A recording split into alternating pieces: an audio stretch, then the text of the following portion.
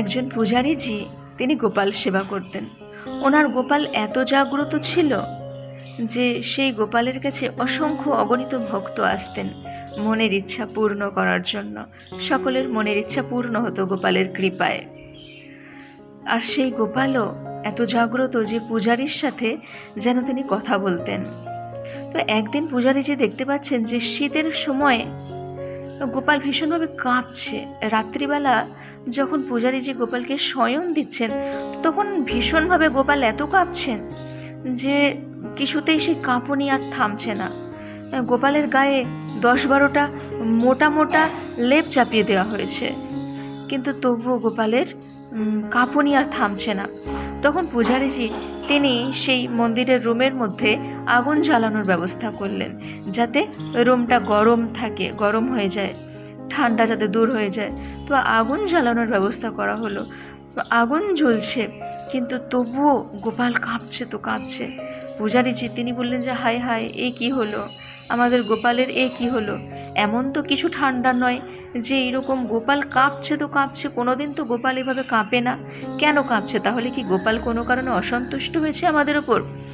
তখন তিনি মন্দিরের আরও সেবকদেরকে জিজ্ঞাসা করলেন যে আচ্ছা, এমন কি কোনো ভেট এসেছে যা গোপালকে প্রদান করা হয়নি? তো তখন সবাই বলছেন যে ভক্তরা তো চাল দিয়ে গেছে, ডাল দিয়ে গেছে, বস্তা বস্তা চাল ডাল, তারপরে মাখন মিশ্রি, কেউ মাখন মিশ্রি এরকম দিয়ে গেছে। তো এইরকম সব কিছু দিয়ে গেছে।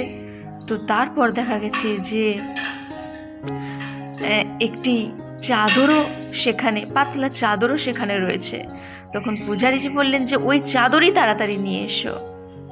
সেই চাদর সাথে সাথে নিয়ে আসা হলো, আর চাদর গোপালের গায়ে চাপা দেওয়া হলো। তো পাতলা চাদর চাপা দেওয়ার সাথে সাথে গোপাল বলতে লাগলেন যে উফ, আমার ভীষণ গরম হচ্ছে, আমার ভীষণ গরম হচ্ছে।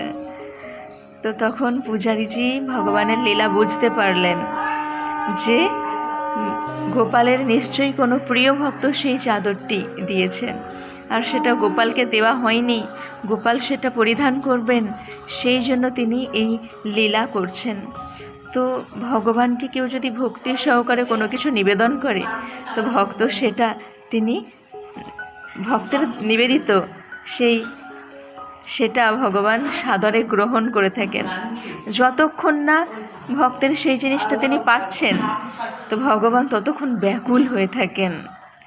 ভগবান ভক্তের প্রাণ, আর ভক্তরাও ভগবানের প্রাণ।